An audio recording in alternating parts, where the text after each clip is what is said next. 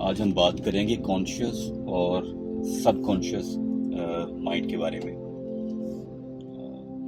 Conscious mind क्या है? Conscious mind जो है वो एक्सपीरियंस करते हैं जो भी हम अपनी थ्रू 5 सेंसेस, यानी हमारी बॉडी जो 5 सेंसेस के थ्रू जो भी एक्सपीरियंस कर रही है वो कॉन्शियस माइंड के थ्रू कर रही है। और जो भी एक्सपीरियंस हो रहा है वो सबकॉन्शियस में स्टोर हो रहा है। यानी कि सबकॉन्शियस को आप इस तरह देख लें जैसे कि एक कंप्यूटर की हार्ड ड्राइव जिसमें डाटा सेव करते हैं, और कॉन्शियस माइंड को ऐसे देख लें जैसे कोई ऑपरेटिंग सिस्टम हो जो उसको ऑपरेट कर रहा होता है, और हार्ड ड्राइव में जो है डाटा आपका स्टोर हो रहा होता है। अब कॉन्शियस माइंड की मिसाल ऐसी है जैसे कि मैं बात कर रहा हूँ तो आप बात सुन रहे हैं, तो हम कॉन्शियसली, मैं बात कर रहा हूँ, आप कॉन्शियसली उस बात को सुन रहे हैं। कोई खाना खाते हैं आप, तो उस खाने का जो टेस्ट आ रहा होता है वो कॉन्शियसली आ रहा होता है अगर आप कॉन्शियस हो। और अगर आप खाना खा रहे हैं लेकिन माइंड आपका कहीं और है, तो वो समझ लें कि आप एक ऑटो प्रोग्राम पे चले जाते हैं। मोस्ट ऑफ द टाइम हम जो है वो ऑटो प्रोग्राम पे रहते हैं। अपनी लाइफ का और अपने पूरे दिन का जो बेशतर हिस्सा होता है वो ऑटो पे ही चल रहा होता है। यानी सबकॉन्शियस के अंदर जो भी आइडियाज़ पड़े होते हैं, जो भी इंफॉर्मेशन पड़ी होती है, जो भी डाटा स्टोर किया होता है सबकॉन्शियस के अंदर होता है, उसी की बेस पे हम एक्सपीरियंस कर रहे होते हैं। तो सबकॉन्शियस, जैसे कि मैंने बताया कि एक रिकॉर्डर है, एक डाटा सेव करने की जगह है, जैसे एक हार्ड ड्राइव होती है। जब हम कोई एक्सपीरियंस कर लेते हैं, वो एक्सपीरियंस अच्छा या बुरा, वो सबकॉन्शियस में स्टोर हो जाता है। और सबकॉन्शियस जो है, सबकॉन्शियस माइंड जो है बड़ा एक पावरफुल है, क्योंकि आपके बॉडी के जितने भी इंटरनल ऑर्गन्स हैं, आपका हार्ट हो गया, लंग्स हो गए, किडनी हो गई, लिवर हो गया, स्टमक होगा, डाइजेस्टिव सिस्टम, जितने भी सिस्टम चल रहे हैं उनको सबकॉन्शियस लेवल पे चल रहा होता है। मतलब अपने आप से बात कर रहा हूँ तो मेरी हार्ट बीट, मेरे लंग्स, किडनी, लिवर, ये सब सबकॉन्शियस इसको चला रहा है। तो अब सबकॉन्शियस जो है उसमें कोई आइडिया जब आ जाता है तो वो उसी की बेस पे बॉडी को एक्सपीरियंस करवाता है। यानी अगर कोई बुरा एक्सपीरियंस या बुरा आइडिया या बुरी थॉट हमने अपने माइंड में सोची, तो वो बॉडी को उसी तरह का एक्सपीरियंस सबकॉन्शियस करवाएगा। और सबकॉन्शियस जो है वो समझ लें कि वो रियलिटी और ड्रीम में फ़र्क नहीं कर पाता।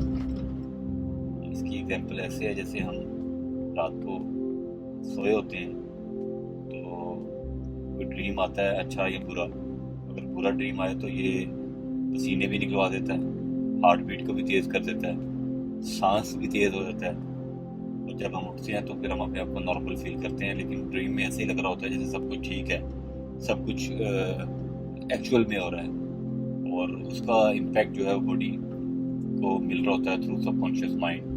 दूसरी एग्जांपल इसकी ऐसी है जैसे हम कोई सिनेमा में कोई मूवी देखने जाएं, कोई हॉरर मूवी देखें।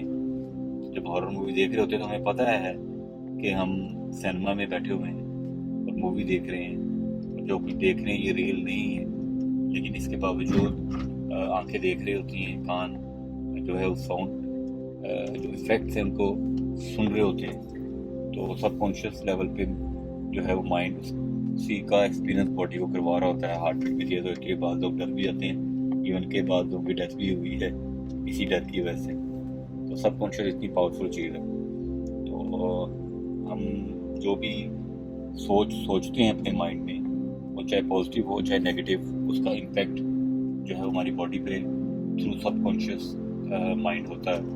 इसलिए कहते हैं कि हमेशा सोच को पॉजिटिव रखना चाहिए, अच्छा सोचना चाहिए, नेगेटिव सोच को नहीं सोचना चाहिए, उससे दूर रहना चाहिए। उसकी रीज़न यही है कि जब आप अच्छा सोचते हैं तो बॉडी अच्छा फील करती है, और जब आप बुरा सोचते हैं या नेगेटिव सोच को रखते हैं माइंड में तो उसका इम्पैक्ट जो है बुरा होता है।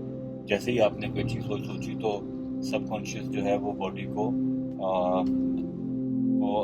अच्छे हार्मोन प्रोड्यूस करने की कमांड देगा और बॉडी में जो है वो हैप्पीनेस और पीस और इस तरह के हार्मोन जो है प्रोड्यूस होंगे। और ऑन द अदर हैंड अगर हम कोई बुरी सोच सोचेंगे तो उसी तरह ये इम्पैक्ट करेगा और जो स्ट्रेस के हार्मोन हैं, डिप्रेशन के हार्मोन हैं, एंजाइटी के हार्मोन्स हैं, ये सारा आपकी सोच से रेलेवेंट है। तो सोच को हमेशा पॉजिटिव रखना चाहिए। अब कॉन्शियस और सबकॉन्शियस की तो मैंने बात कर दी। अब सबकॉन्शियस के अंदर जो हमारे आइडियाज़ हैं, समझ लें कि 7 साल की जो एज होती है बचपन में बच्चे की, उस एज में आपके बिलीव और आपके आइडियाज़ और आपकी चीज़ें जो हैं वो डेवलप हो रही होती हैं। उसके बाद आपकी लाइफ में जो एक्सपीरियंसेस होते हैं, उन एक्सपीरियंसेस के बेस पे भी आपके बिलीव बन रहे होते हैं जो सारी ज़िंदगी आपके साथ चल रहे हैं। यहाँ पे जो इम्पोर्टेंट चीज़ है वो जो मैं की पॉइंट डिस्कस करना चाह रहा हूँ वो ये है कि आप चाहते हैं कि लोग आपसे खुश रहें और आप भी खुश रहें। तो उसके लिए सबसे इम्पोर्टेंट चीज़ ये है कि आप अपनी सोच को उस एंगल पे रखें, सोच को का स्टीयरिंग उस साइड पे रखें जहाँ पे हैप्पीनेस है, जहाँ पे पीस है, जहाँ पे खुशी है, जहाँ पे पॉजिटिव थिंकिंग है। अगर आप खुश रहेंगे, कुछ सोचेंगे, अच्छा सोचेंगे तो अच्छा महसूस करेंगे।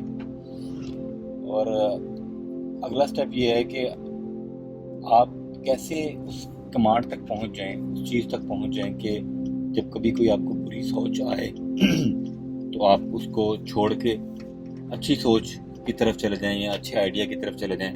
उसके लिए प्रैक्टिस की ज़रूरत है।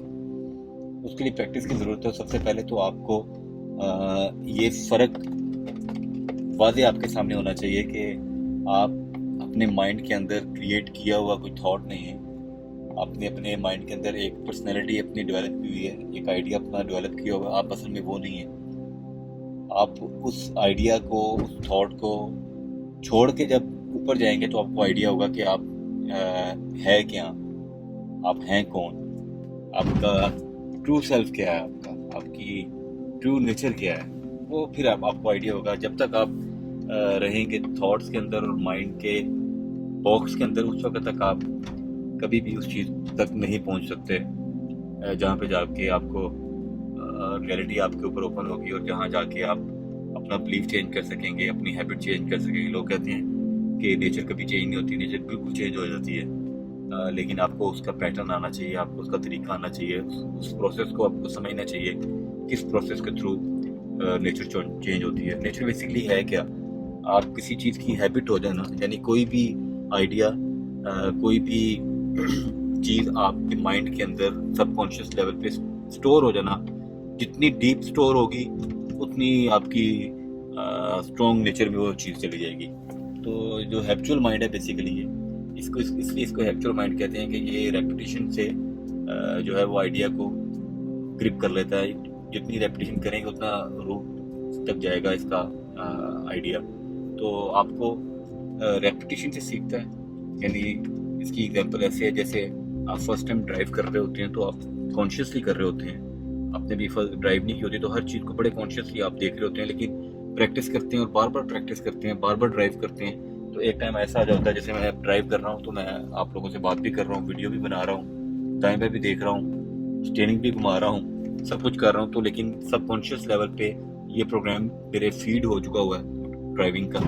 तो पाँव भी अपने प्रॉपर काम कर रहे हैं, जहाँ ब्रेक की ज़रूरत होती है ब्रेक लगती है, जहाँ एक्सीलेटर की ज़रूरत होती है एक्सीलेटर वहाँ पे आ जाता है। तो वो प्रोग्राम आपका फीड होता है। इसी तरह आपकी जो नेचर है, आपकी हैबिट्स जो हैं अच्छी या बुरी, वो भी आपकी प्रोग्राम हैं बेसिकली, जो आपके सबकॉन्शियस माइंड के अंदर पड़े होते हैं। तो उसकी प्रैक्टिस है, वो आप स्लोली जो है वो बुरे आप जो आइडियाज़ हैं उनको अपने माइंड से निकाल सकते हैं और नए आइडियाज़ को आप जो है अच्छे बिलीव्स को बना सकते हैं।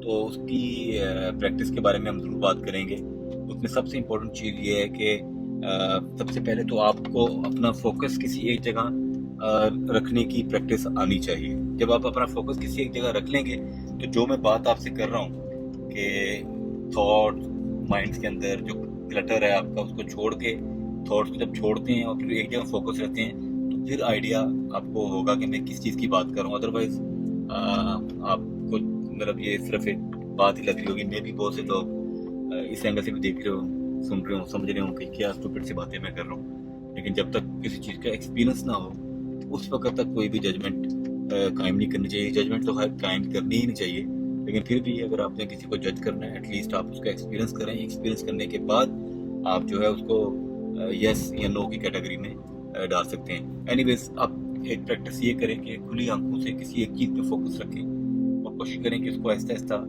बढ़ाने की कोशिश करें। शुरू में तो मुश्किल होगा, आप देख रहे होंगे और 10 आइडियाज़ माइंड के अंदर आपके चल रहे होंगे, उन माइंड के क्लटर को आपने ख़त्म करना है बेसिकली। फिर इसी तरह आंखें बंद करके आप ये प्रैक्टिस कर सकते हैं। आंखें बंद करके आप अपने सांस पे भी ध्यान दे सकते हैं, आप बाहर किसी आवाज़ के ऊपर भी दे सकते हैं। इसको बहुत डिटेल में बहुत सी वीडियोस हैं कि कैसे अपने फोकस को बढ़ाया जाए। ये स्लो प्रोसेस है, इसको इनर ट्रांसफॉर्मेशन भी कहते हैं, इसको सेल्फ रियलाइजेशन भी कहते हैं। तो आप अभी से जब एक्सप्लोर करना शुरू करेंगे खुद से, तो आपके सामने वो चीज़ें खुद ब खुद आना शुरू हो जाएंगी। तो पहले पॉइंट पे तो आप अपना फोकस स्ट्रॉन्ग करें और अपने माइंड के अंदर जो शोर है उसको कम करें। उसके बाद मैं अगली प्रैक्टिस आपसे शेयर करूँगा। Thank you very much. अल्लाह हाफिज़।